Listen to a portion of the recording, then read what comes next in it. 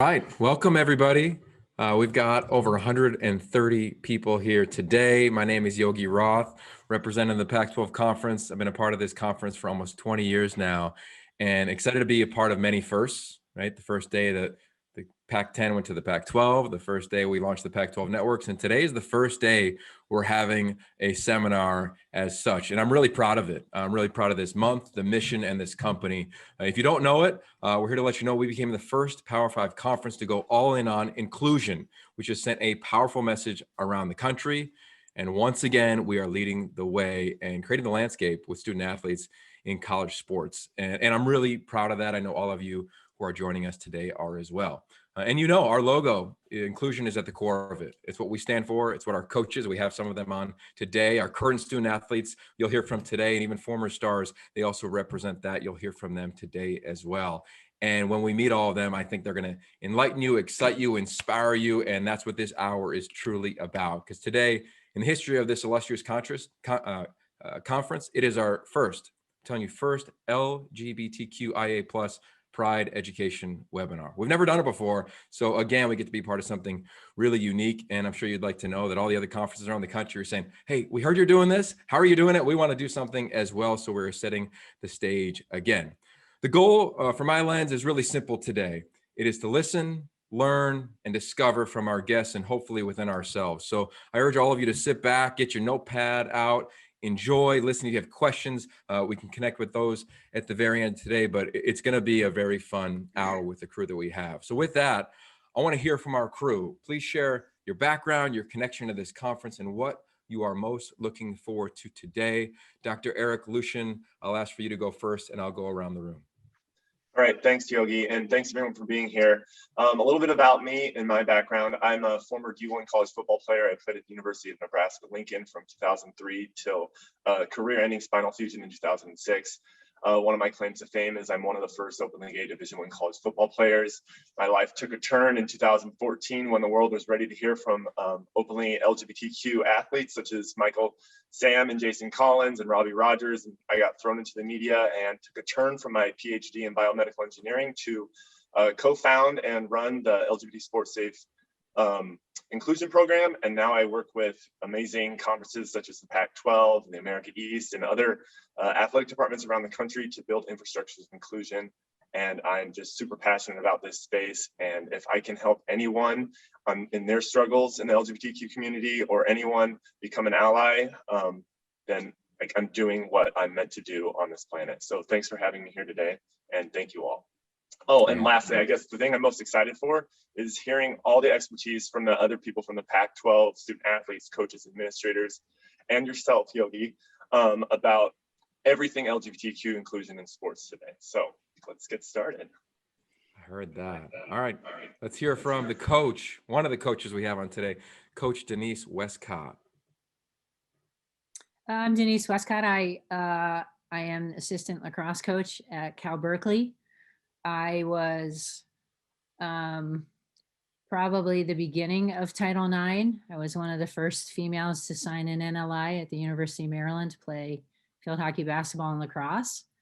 Back then, we didn't have any mentors. I think they were pretty closeted because they were afraid they were going to lose their jobs. So I always felt like when I was coaching that if I shared my story, that my student athletes would feel loved and included, and just trying to work towards teaching so people understand, because I think that a lot of times hate is from fear.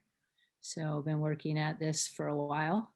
I'm excited to be here because I think anytime we can teach and bring people together in the LGBTQ plus forum, it just makes us feel included, makes us feel safe, and makes us feel loved. Amen to that. Thanks for coming today, Denise. We're looking forward to hearing from you. Coach Kirk Walker here in LA. Yes. Hi, Kirk Walker. I'm currently coaching at softball at UCLA. I was previously for 18 years the head coach at Oregon State, which is where I came out publicly. And before that, I was 11 years at UCLA. So I've been in the conference for 38 years when it was the Pac-10 and through that whole period of time. Came out publicly in 2005. and got labeled by the media as the first Division I coach to be publicly out. And I said, I've been coaching for a long time. I'm not the first gay coach. And they asked me who, and I couldn't say because nobody had been making a public statement while there were coaches that were out. So took that mantle and kind of have really spent a lot of my last 15 years really talking heavily about LGBT sports diversity and advocacy, and really highlighting athletes, coaches, administrators, officials that are a part of the LGBT community. Helped found several nonprofits, currently working with Sports Quality Foundation to launch and talk about visibility, opportunity, and education for LGBT issues in sports. And a great follow on Instagram if you haven't done it already. Always inspiring people with knowledge. Sam Clifford from Pullman, Washington State, assistant rowing coach. Hi, everyone. I'm Sam. I'm from Massachusetts originally. I actually went to another Big Ten school as well. I went to Indiana and rowed there. And really excited to be here with you all. This is just my second year at Washington State and in the Pac-12, but I think definitely all the paving the way that everyone else has mentioned in the conference has really made it, I think, easy for me to come into it and join in on this work, which is really important. So I think for me, as visibility gets better and better, I think following it up with support and inclusion education is really, really critical. So really happy to be here with you all today. I didn't take this from Eric, but I do share in that what I'm looking forward to most is just hearing from the other panelists and hopefully learning something new. Thanks. Thank you, Sam. So speaking of visibility, Jason Collins, you had a little bit of visibility a couple of years ago. Can you please share something with the crew and why you're here and what you're looking forward to? Sure. Hi, everyone. Jason Collins, originally from Los Angeles, attended Stanford University, graduated in 2001. Yes, I publicly came out, cover Sports Illustrated in 2013, and was able to continue my NBA career with the Brooklyn Nets in 2014. Retired after that year, and since then I've been working for the NBA as an NBA Cares ambassador. Yeah, I'm just excited to be here. Excited also to listen to and learn from all the other panelists, but especially the young student athletes that we have, because this is all about you guys and creating an environment that you feel safe and feel that you can thrive. And just, I want to do whatever I can now to help the next generation. Thank you, Jason. You've done that and much more prior to today, and looking forward to your continued work there. So let's go to one of those student athletes, Eric Correa, one of the top athletes in the pack. Please, we'd love to hear from you. All right, my name's Eric Correa. I'm originally from Dyer, Indiana. I'm going to be a senior this fall at the University of Arizona. I'm on the men's swimming and diving team. I am a diver.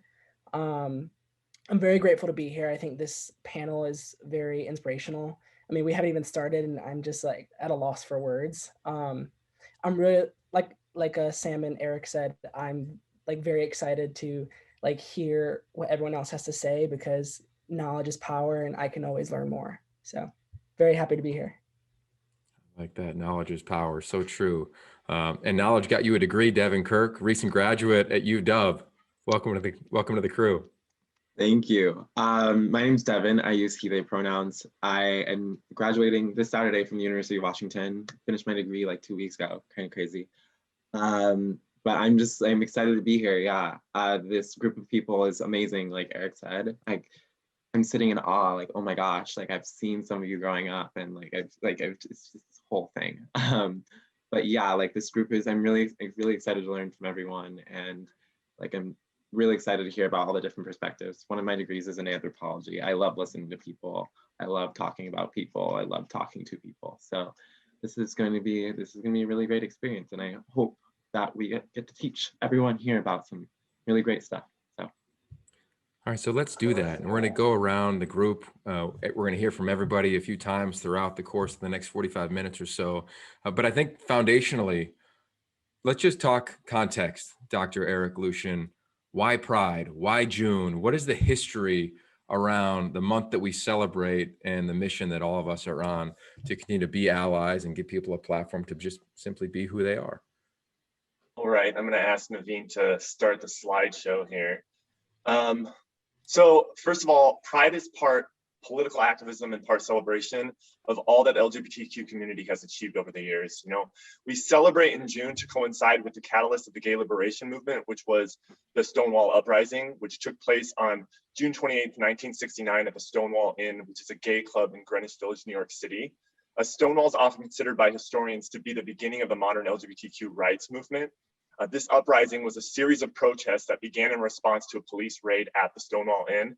And that raid sparked a riot among bar patrons and neighborhood residents as the police came in and roughly hauled out employees and bar patrons out of that bar, leading to 6 days of protests and violent clashes with the law enforcement. And I think it's important to note that we owe a lot to trans and queer women of color who were instrumental not only in the Stonewall Uprising, but to countless protests that have been documented over a decade prior to Stonewall and many, many after Stonewall. So next slide, please. We owe a lot to activists such as Marsha P. Johnson and Sylvia Rivera, who were prominent figures in the Stonewall Uprising, but their efforts were even more enduring, with the uprising just being part of their unending commitment to social justice. You know, they emerged from the events that took place at Stonewall in 1969 as leaders in the gay liberation movement. And together they helped found a group called STAR, which stood for Street Transvestite Action Revolutionaries, later Street Transgender Action Revolutionaries, which offered housing to homeless and transgender youth. And Johnson and Rivera also opened the first LGBTQ plus youth shelter in North America. And these trailblazers really became the first trans women of color to lead an organization in the United States. And they dedicated their lives to the fight for equality. And the LGBTQ community and allies owe an immense amount of gratitude and respect for their groundwork that they did, which ultimately affords us some of the rights we have today. Next slide, please. So why Pride and its political activism and celebrations? You know, there's a lot of reasons why. Some of them include, you know, to liberate the LGBTQ plus community and individuals, as well as to fight for our human rights, as well as to express all forms of love and display one's self-confidence and self-respect, but also to exist without second thought of harm. You know, if you haven't had to worry about your personal safety while you're walking down the street as your authentic self, then you've had a privilege that many others do not. And then a big part of why we have Pride Month is because simply LGBTQ plus individuals are still far from being fully equal in every realm of society.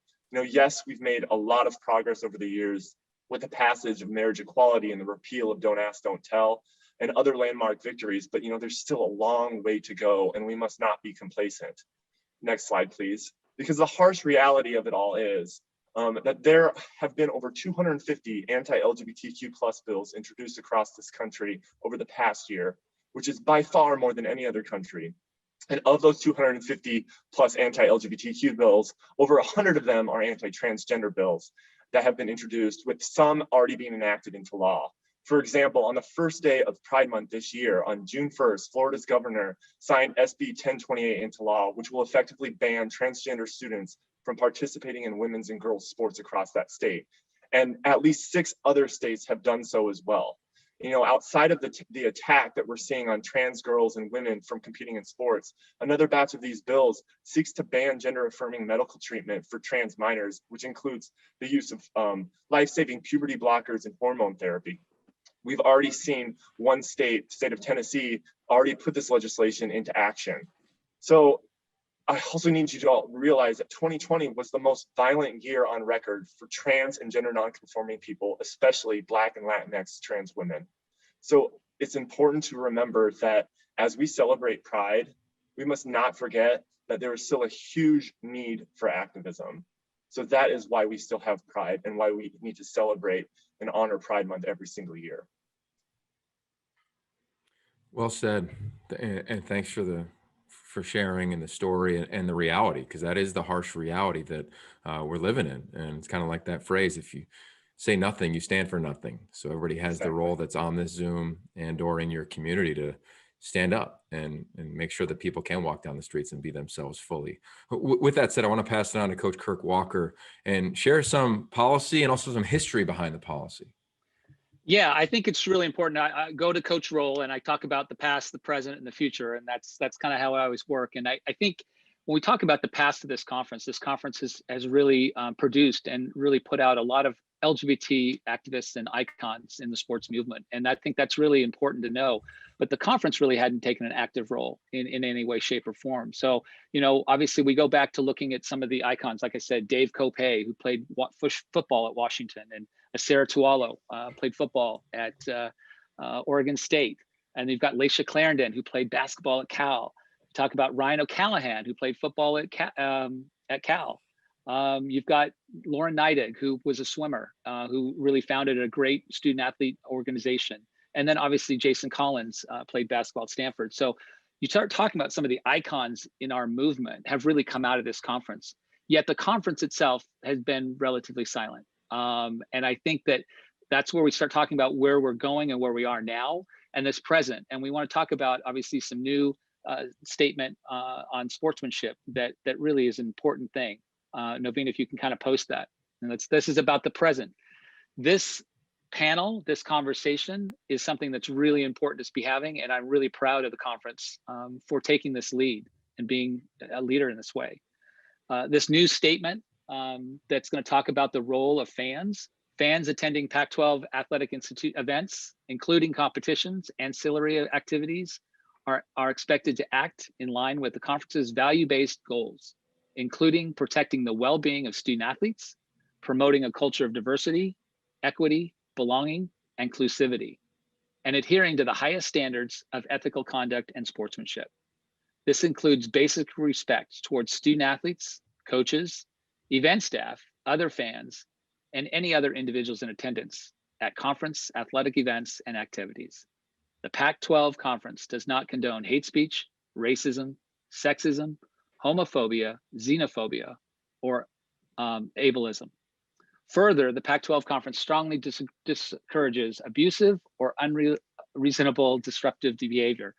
Obviously, athletic events are disruptive behavior, right? There's a lot of competition going on, but I do think it's important when the Pac-12 talks about this and talking about what's expected and what the role is for our fans. So to continue, the Pac-12 conference strongly discourages abusive or unreasonable disruptive behavior, including but not limited to throwing objects, using abusive, hostile, or threatening language, or making obscene gestures. Pac-12 conference institutions are expected at a minimum to establish frameworks and operations for Pac-12 events that uphold and achieve the Pac-12's value-based goals in accordance with their own institutional policies, as well as all relevant laws and regulations. This to me is really powerful and really important. The conference has taken the lead to show that not only do we want to value all of our student athletes, but all of our fans and anyone attending. So I think it's really an important statement of talking about the current state of where we are. And when we talk about the future, again, I'm super excited and proud to be a part of this conference for the last 38 years, because the conference has always been a leader. It's always been somebody that has stood for social justice. And I think taking this opportunity to actually make a statement about LGBT inclusion in sports really creates a dialogue and a space for institutions to now having a dialogue. And at the end of the day, it empowers institutions and student athletes, coaches, administrators, and staff to be authentic. And there's nothing more than what we want in athletics is for our student athletes to be authentic and truly focus on being the best version they can of themselves. So to me, the past, present, and the future are all aligning here to really talk about what we can do for the conference as a whole. And I'm super excited to be a part of this committee and this panel. So thank you.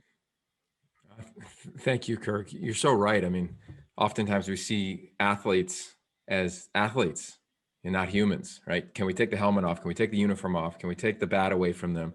Can we take the lacrosse stick away from them? And I think the Pac-12 does it better than anybody. And this around what we're talking about today is a giant step, and one that is clearly needs to happen, and proud that it's happening. So with that, let's talk to a student athlete.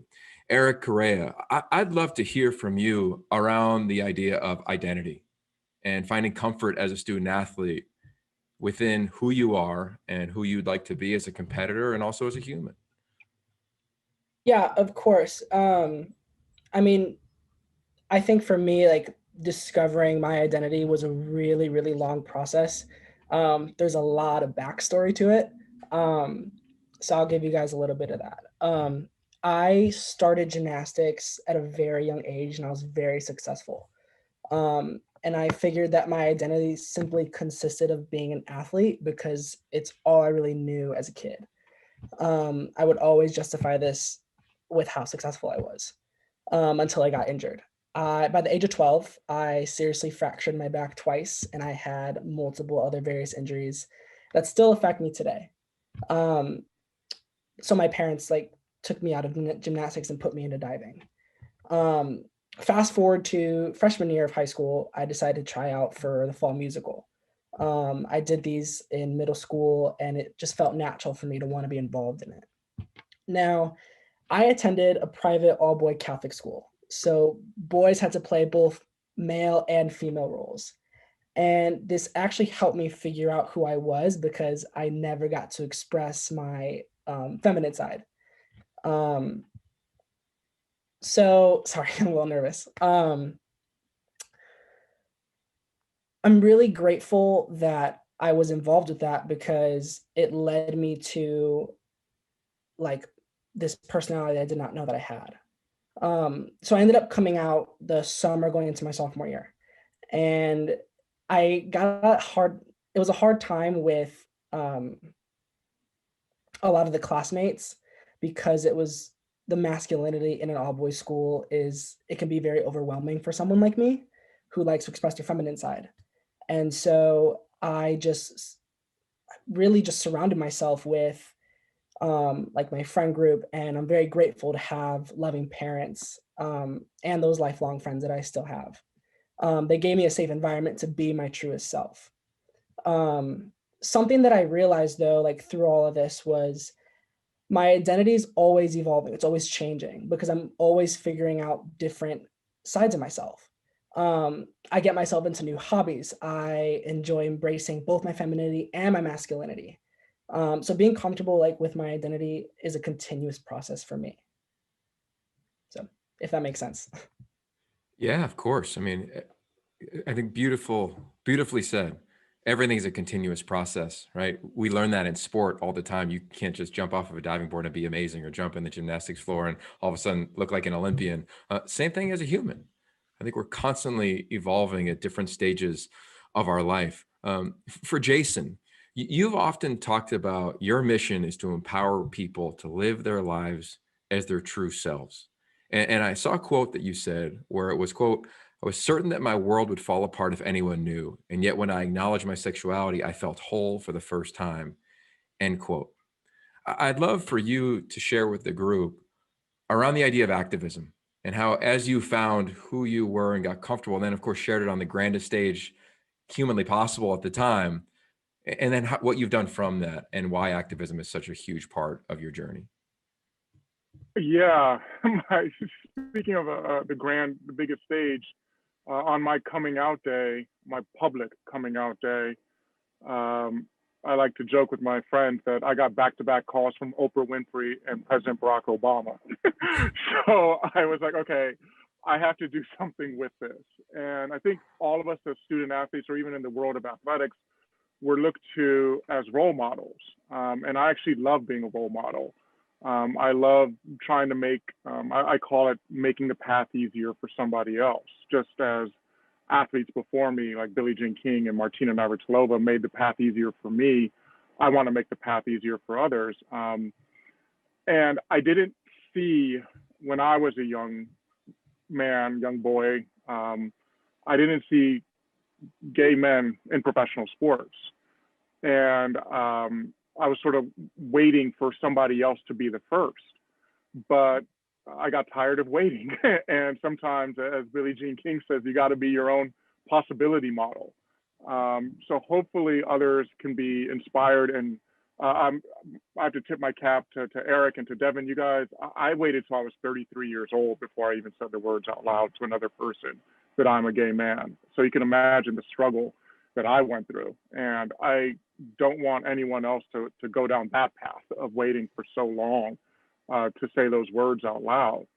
So what I do now is I work with different sports leagues, different organizations, you name it. The NBA has sent me all over the world. I've been to Africa, I've been to China, not only with the NBA, but then also a cool thing with the Pac-12 organization, with the conference, being an ambassador for the Pac-12 China game, sending me to Shanghai, and that, what an experience that was.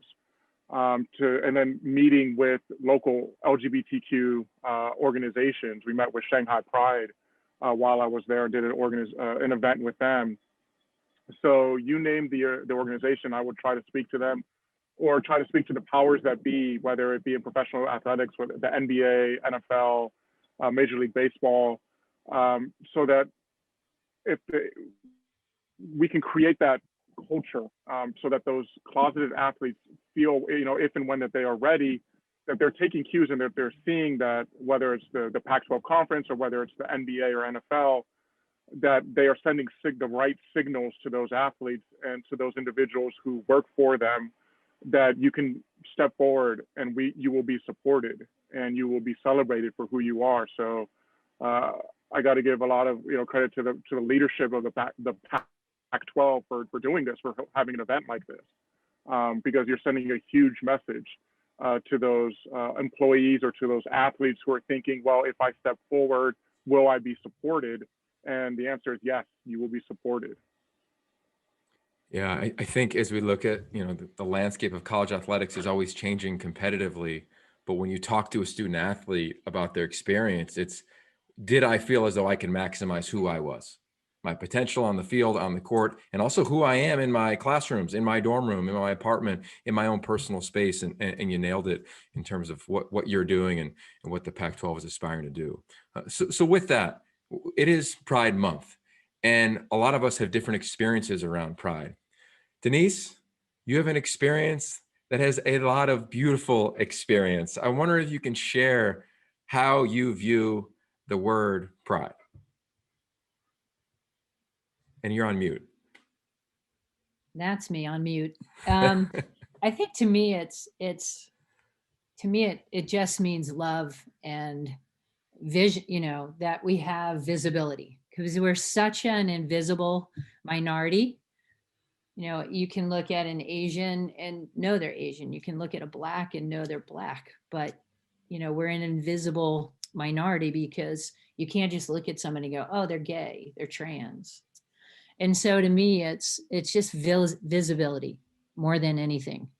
When I started in sports in college, our teachers and coaches were closeted. They were being fired sometimes when they were found out. I know in the early 80s, I had a friend that was working as a basketball coach, and a police officer came to her office, told her to take everything that was personally hers, put it in a box. He brought a couple boxes with him. He escorted her out of the office. She got in her car. He actually drove her behind her till she was off campus. And so we had no visibility. We had no mentors. We had no role models because there were none. They were afraid of losing their jobs. And I think it was, even harder for them to come out. I know having to come out to my family, I never really told my father. I told my mom, kind of guessed, and we chatted about it, but never accepted who I was. And so it really changed the dynamics of our family, because I couldn't go home as much because I couldn't take my partner with me. So, to me, seeing this grow, I was at the first Pride March that was in DC, and Martina Navratilova talked, and I just remember being this crowd that I had never felt being a part of and feeling comfortable being myself. And that's how we started back then. That's power. 40 plus years of coaching, you've seen sport at the highest of levels. You've seen it around the globe, right? World Cup, yeah. World Championships. Have you felt it shift over the course of 40 plus years in the different environments you've been in around the concept of pride? Yeah, I think people started to feel more comfortable, and we started to fight for our rights because we were tired of being invisible. And so, you know, we started SAGSA in the schools of, you know, student athlete, gay and alliance groups, and people started to mentor their athletes in their spaces. Then we started to get, we're visible in media, and you know, some of the coaches associations started to do things through their own, like I know our IWLCA group, which is our Lacrosse Coaches Association, started to share information, and people would come out. And so we were starting to be visible in the media. And I think that's absolutely helped. And from there, you know, it's great to see Eric be able to be himself and be comfortable every day of his life where he goes to school, because a lot of us never had that. Yeah. Devan, Kirk, you just finished school. You're on your way to study internationally, cultural and social anthropology. Pride for you, right? You're a different generation. What has that word done for you, mean for you? And as you leave this country for another one in your future, what are you hoping that it means? Yeah, pride to me, growing up, one of my mom's best friend was gay, and he was from New York, and he's lived in New York for a long time. So when growing up, when he would come over, he would talk about his friends, and because he lived in New York in the 70s and 80s, a lot of that also, I learned a lot about like the AIDS crisis, for example. And there are people in my life that I've known who have passed away from AIDS. And I'm saying that in like 2021. I was born in 1999. This was quote unquote after the AIDS crisis, which is a whole different thing. But, and so like pride to me, like growing up, after I came out when I was 14, I was like, it's kind of like a revolution almost. It's something that at least as a young gay person, I realized at 14, there was a lot that still needed to be done. When I came out, gay marriage wasn't legal. I mean, I was 14, so I wasn't really paying too much attention to the news. But when that happened, I was like, oh my God, this is massive. But then growing up even more, I was like, oh my God, there's still so much more that needs to be done.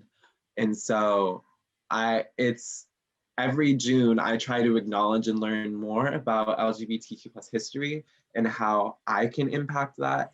And now that I'm moving to Europe, I'm now trying to understand it on an international scale. What's it like to be gay in Europe? What's it like to be gay in Amsterdam, where I'm going to be living for the next year? What's like to be gay in places that are surrounding Amsterdam? So like Sweden, Norway, the UK. And it's taking into consideration a lot more of an international and more intersectional like place rather than just like an American-centric gay viewpoint. And so I'm trying really hard to like just keep learning, because that's as much as I can do right now, because A, we're in a pandemic, and B, we're like, there's so much new information that keeps being dropped on us every year. And so things are rapidly changing. Like Eric Lushen, you said, like there were how many bills that were dropped in 2020 that were enacted against LGBTQ plus rights, and especially trans and non-gender conforming. Like I knew the number was big, but I didn't know it was that big. Like that's something new. And I'm like learning every day, and I'm trying to, you know, not just like revolutionize myself, but I'm trying to find community where I can also be myself. And I'm trying to find community where I can support learning of others and myself, so where we can all grow. Well said. Just keep learning, right? I mean, take that quote and write it down wherever you are right now, not, you know, for this subject and pretty much any subject on planet Earth, especially in the year that we're in right now. So with that, Kirk, how do we continue to support inclusion efforts the other 11 months of the year? You know, there's a lot of issues around LGBTQIA plus communities in sport and inclusion. Curious, some of your thoughts, solutions. Dr. Lushen, I'd love to hear you chime in on this as well. Yeah, I mean, I think it's really powerful, and I love hearing those stories, Devan and Eric. I think it's fantastic, and thank you for sharing. I think we always learn from these opportunities. Pride to me is something that has to be year round, right? It can't be something that's just 1 month of the year or one event a year. Pride is a lot of things, but I think pride is also really is a power, and it's an empowerment. And I think the important thing when we start talking about pride is it doesn't always have to be a float and somebody standing waving a flag. You know, pride is just being authentically yourself and feeling the empowerment to not have to fear your own identity. The invisible minority status, I think, is something that Denise talked about, and I think it's the most powerful thing that we have to overcome. Sports is a place where we are focused on something that's happening, but we have to always create a culture and a climate that is going to be accepting for somebody that wants to come out. And I think Jason touched on it. Everyone here has touched on all the aspects that we really need to focus on. What do we do year round? Well, I think it's ongoing visibility. I can tell you this, when I came out publicly, I came out before social media really existed on a grand scale, but the numbers of emails, anonymous emails and handwritten letters that I received from people that had been working in the NFL and across the country, start realizing that my small visibility, which was not the reason I came out, was to be visible. I got labeled as the gay coach, and I was kind of anti being labeled as that because I didn't want to be identified just as gay. I wanted to be known as a Pac-12 coach that won a Pac-12 title, and I happened to be gay. But what I learned through that process is that visibility that I created by making a public statement actually empowered my story to make a difference across the country to people that I will never meet, that I never got a chance to touch. And every one of the individuals here knows exactly what I'm talking about. You know, Jason's obviously had the platform to share in a scale that is unbelievable. And the people that he's touched, he will never know. But that visibility is an important component to what we do on a yearly basis. Coming out is a funny term to me. I think it's more about letting people in. But we have to let people into our lives and our identity all the time. So one thing that I can say in all of our workplaces and all of our campuses, our ability to create a culture and a climate that is accepting is important, because every time I meet a recruit's parents and they ask, do I have any kids? I'll say yes. And they'll say, what does your wife do? I'll say, nope, my partner or my ex-partner. I have to let people into my identity, because we will always be in the minority because we are a minority. So it's okay if people assume we're straight, but it's not okay that becomes an awkward conversation when they find out I'm not. And that's kind of the weird thing that we have to always work for on our campuses. Visibility is important, pride events are important, but it's ongoing education.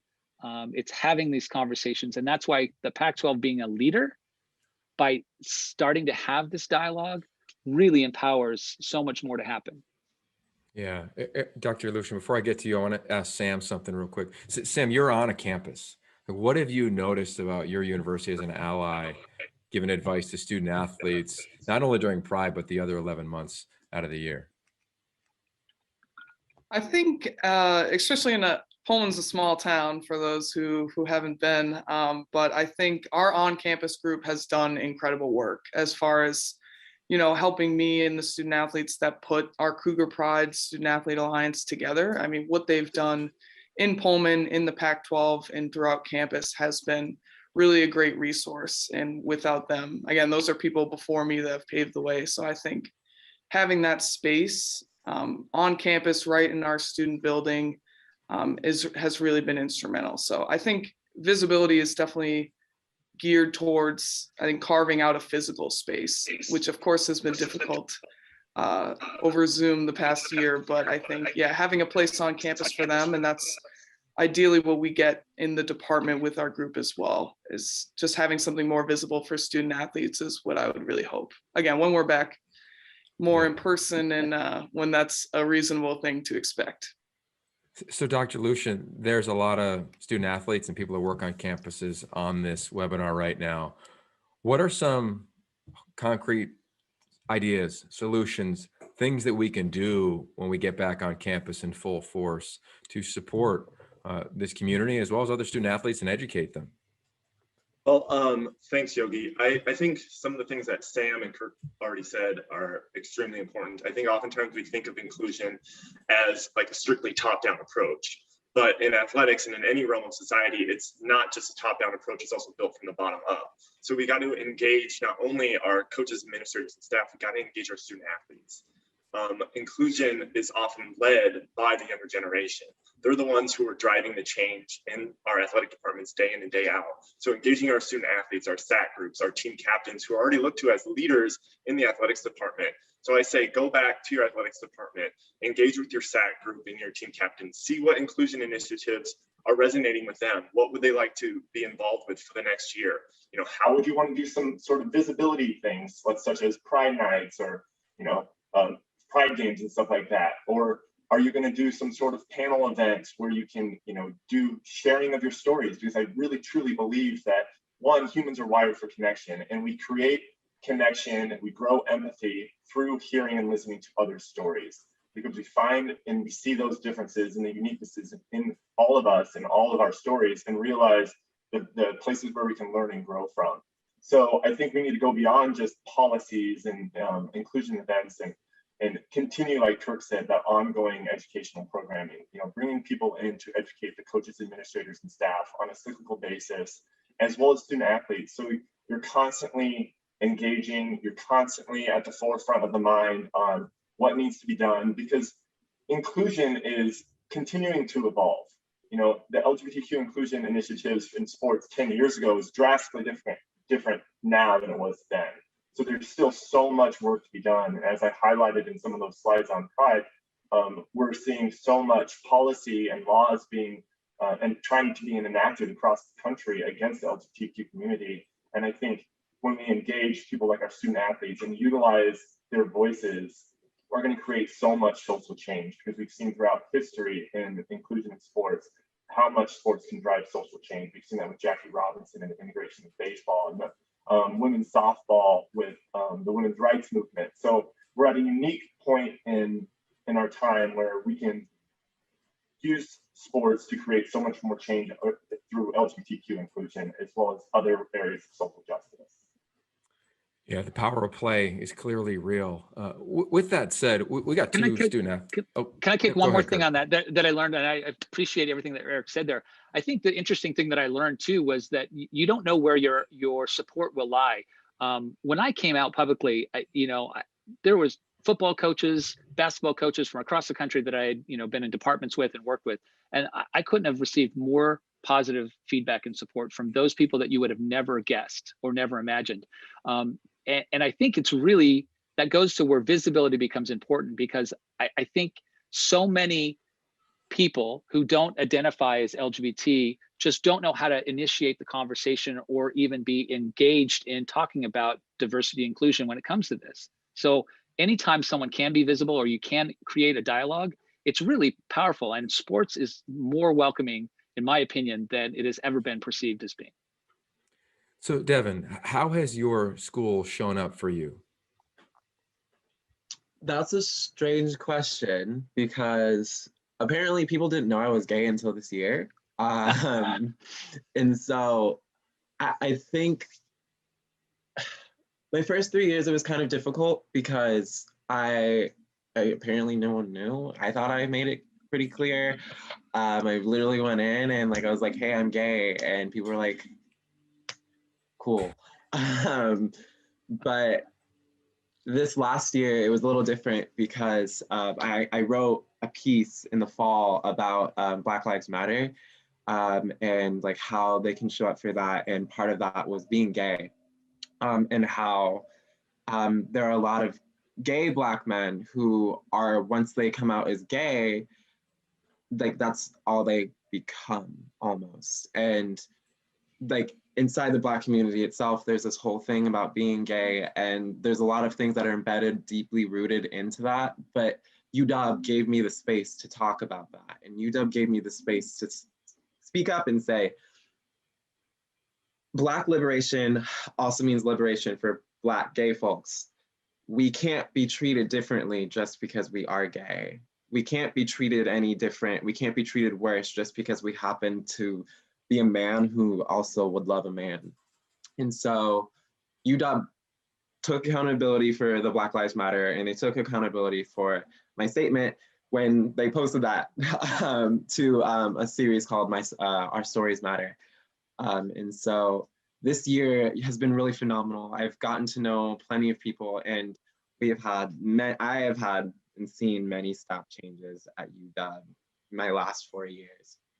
But especially this year, I think this year has been the best, where I have been able to sit there and I've been able to talk to people within our administration, and I've been able to talk to my coaches, and I've been able to talk to some of my teammates about just my life in general and how being gay has affected that. Like this year, like before this year, I really wouldn't have talked to my teammates about like, oh, I went on a date with some guy. Like that wouldn't have really happened before this year, but this year it was different. Like I had people supporting me, and I felt like I could be myself for once, which was like almost a sigh of relief.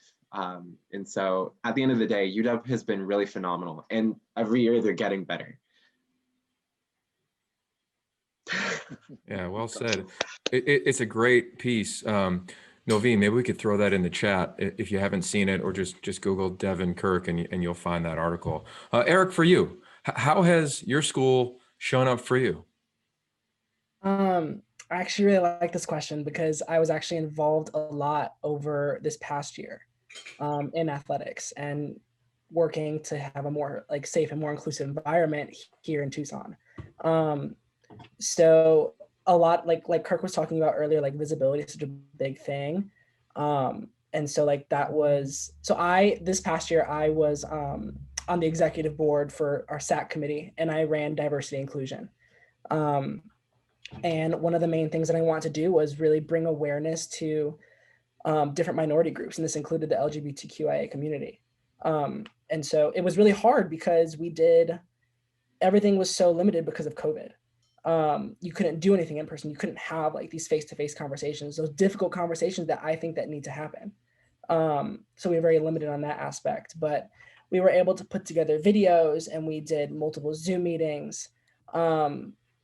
And I am partnering with Athlete Ally. I don't know how many of you guys have heard of that, but it's an organization that works with NCAA schools, and they create chapters at each at universities that want to partake in it. And I reached out with the help of Sophia Reed, who works with me in SAC. And now we're going to be starting a chapter here in the fall. So I think the University of Arizona, I don't think has had a lot of LGBTQIA visibility like projects or anything like that. But I think that with me wanting to do these kind of things, I've received nothing but support. I mean, even like my teammates, being on a men's team is not the easiest thing when you are the only openly gay person. But it really helps that every single staff member, all my coaches, all the managers, all my teammates, everyone that's in Arizona athletics, just they fully support me in what I do. We'll put things online, and like my teammates will come, my coaches will come. I think I have a few people here that are attending this panel, and I'm very grateful. So yeah.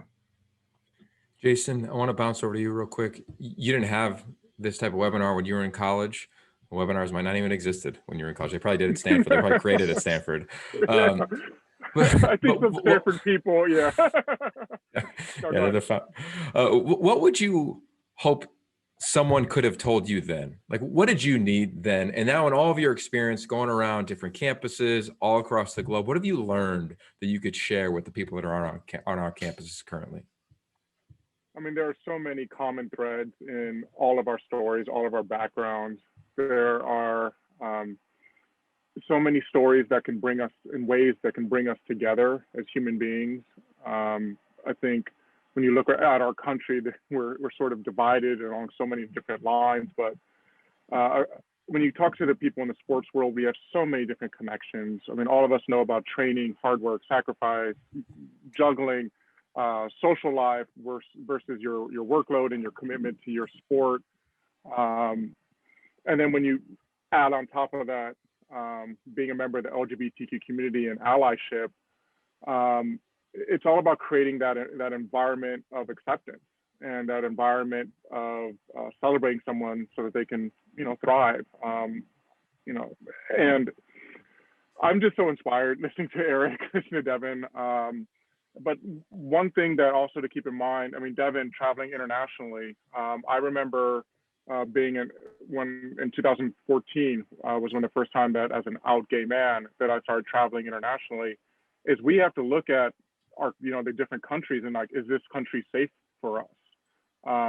And that's something that other people just don't have to even worry about. But being members of the community, I spoke earlier about the Pac-12, sending me to China for the China game and meeting with Shanghai Pride, and it just hearing those conversations, like it's not safe to be openly gay in some foreign countries, and the same thing in Africa. The NBA sent me to Angola. It's quite something to appreciate that as much as we are struggling here, that a lot of people have it worse around the world. But what can we do as human beings to make other people's lives easier and to make other people find that sense of authentic living? Yeah, you're exactly right. It's not just 1 month, 1 day. Please go ahead. Can I contribute? I wanted to share, I think it's what Jason said is so spot on, but then you also think about what we have in this country that we're talking about with Eric Lushen, and we're talking about the trans policies. If you're a transgender student athlete on an NCAA team and you travel to some of these states that have laws, you're not protected by state law when you travel within this country. So while as great as we are in this country, the fact that we are dealing with transgender policies in states that affect our student athletes that are at our institutions, it's really alarming. It's really alarming, especially when we start talking about the transgender community is only less than 0.5% of our population. And we're having legislation about really limiting access and limiting safety for those individuals that are such a small percentage of our population. It seems like we're out of whack. We should be focusing on what we can do right for people and not what we can eliminate for such a small percentage of our population.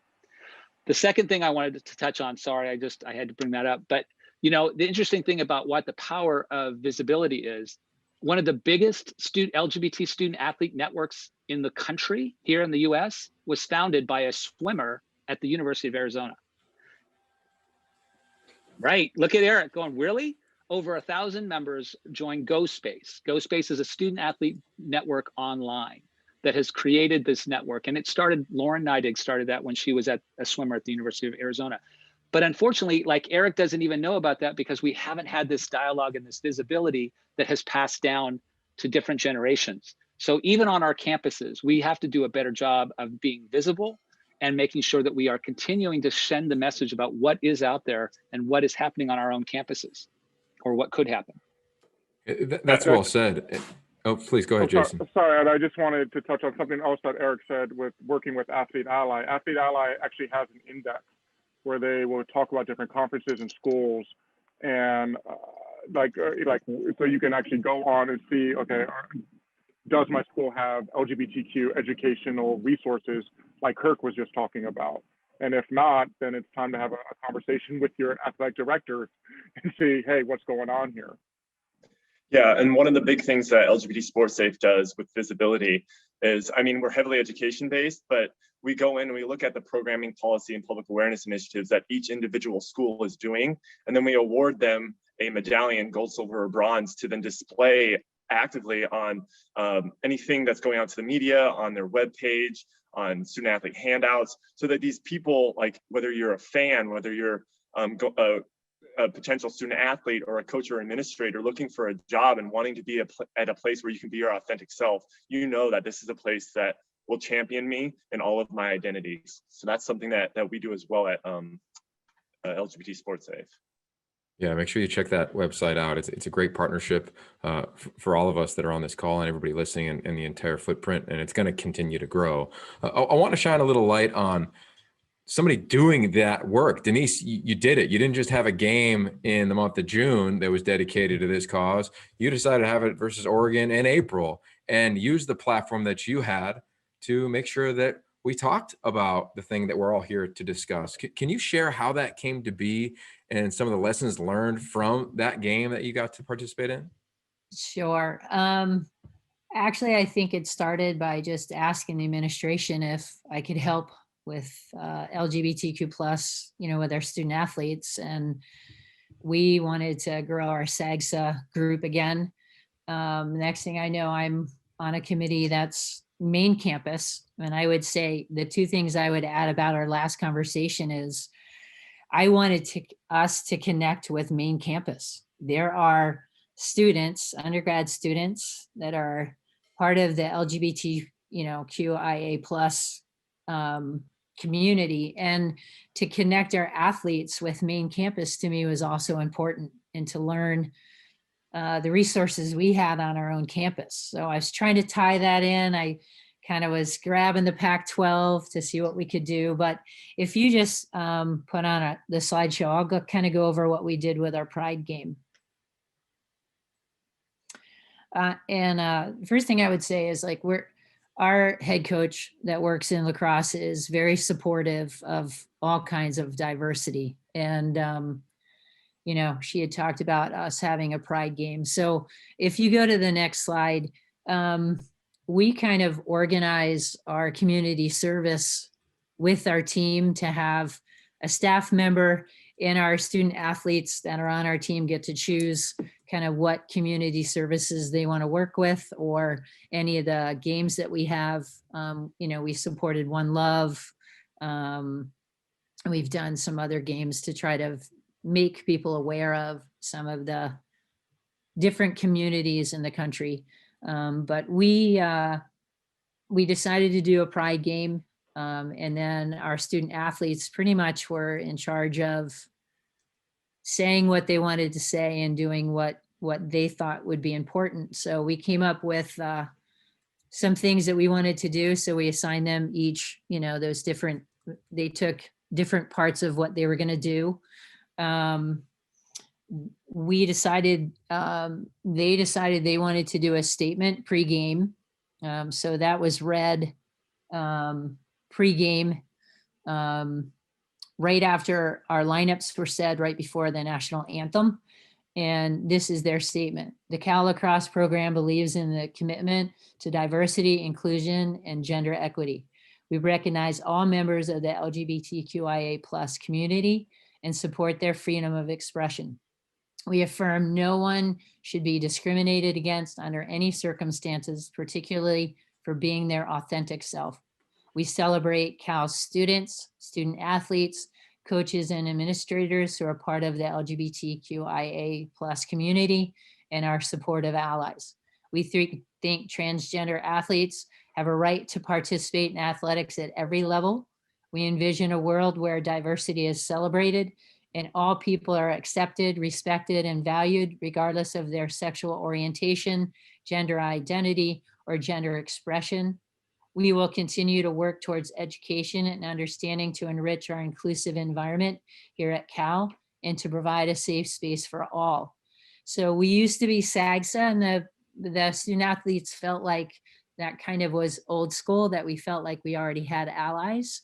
And so they renamed themselves Bears United, which is down at the bottom of that. And they actually created their own logo, which was awesome. And part of it was, and you could probably go to the next slide. We have a new director in the Cameron Institute at Cal. His name is Dr. Tyron Douglas. He's Associate Athletic Director for Diversity, Equity, Inclusion, and Belonging. So we reached out to the Cameron Institute, and the players felt like if we could create a video, that would be a great thing. And so the Cameron Institute stepped in to help us create a video that was played at halftime. What we tried to do first was to decide who individuals could participate, and then how we were going to create the video, what personnel would work on that. And so we found student athletes, we found some alumni, we found some coaches, some of our athletic staff members. Jim Knowlton, our athletic director, also created a statement and read it. And I had reached out to the Pac-12 and asked them for either a video or a diversity statement so we could use that at the end of the video. So I think that's kind of I just kind of pushed them into kind of creating this committee. I think it was already it was already, I think, established, and they were thinking about doing it. And I think I just kind of pushed them over the cliff to get this started. And we wore t-shirts. We contacted the school that was coming to play us. And Oregon was awesome. They wore their pride shirts pregame. And we also wore the flag, pretty much, gaiters. We ordered rainbow gaiters, and it was a great piece. Especially, it was hard because we didn't have spectators, so we needed to take those things and make them visible on our social media. But I think the two things that we need to do, that I had said before, is I don't think we just work in athletics. I think we need to reach out on our campus and connect with the LGBTQIA groups that are on campus. I think we definitely need to educate from the inside and talk about it every day, and use anything that happens in life. I know I was on a bus with my athletes one night. We were pulling into to eat a really late meal, and there was a car where it was a convertible, and these two people were kissing, and I thought they were a male and a female, and it was a beautiful, loving kiss. And then when they got out of the car, we realized that it was two men, and a couple of my players were like, "Ew, gross." And I was an assistant, and I was thinking, well, what the heck is the head coach going to do? And she didn't say anything. And she was part of the LGBTQ plus group. And it really pissed me off. I got up and I was like, you know what? You thought that was a loving, accepting kiss, that these two people loved each other. And just because they were two males, it really discourages me that you wouldn't accept that. And I was like, I'm not going to eat with you. And I got out of the car, off the bus, and I actually sat with the two guys and we had dinner. Like, there are moments all the time that we can make a point, and we need to do that 12 months out of the year. Thank you, Denise. Thank you, Denise, on many levels. If you could all hang for another couple minutes, we'll wrap it up. Before we do, I want to go to our youngest coach on the panel, Sam, right? You just heard from Denise about what she's gone through. You're part of the Cougar Pride Student Athlete Alliance. You see that in action every day. I'd love you just to offer some insight into what you've recognized that has done for your campus and for the student athletes in Pullman. Thanks, Yogi. Like I said, it was definitely welcoming from the department and from campus to put this group together. It was honestly something I was a little surprised we didn't have before, but once I talked to our head of student athlete development, she said, anything you need, any help you need to get it going. And it's been an awesome year, again, challenging with Zoom, but a lot of support across the department and campus. So that's made putting it together a lot easier. And I think it really encompasses every aspect of my job. When I think about, why I coach, it's not for a lot of fame or recognition in rowing or anything like that. But I think through sport, you can make an amazing impact. And for me, it's all about personal relationships. So if adjusting my language to recruits, to their parents, to their families, and making them feel more welcome, even when we're on the phone and before they come to campus, I think it helps recruiting. It makes me a better recruiter. And then when they come to campus, being welcoming and accepting of who they are as people makes me a better coach. And I think, of course, we talk a lot about performance of athletes. It is really important, of course, in one of the most competitive conferences in the world. But in my opinion, I don't think you ever get a peak performance of an athlete without embracing who they are as people. So I get those personal connections are everything for me. And again, your job will become easier as far as like learning what makes them tick as an athlete and how I can adjust my coaching to that. I think it really all comes together. So I think you're doing a disservice as a coach and as a supporter of sport if you aren't trying to get to know them and how they operate and why they're involved in athletics. The role of a coach. Yeah, the role of a coach, right? You think about that phrase. I know as a broadcaster, I'm often asking coaches, what do you think your role is?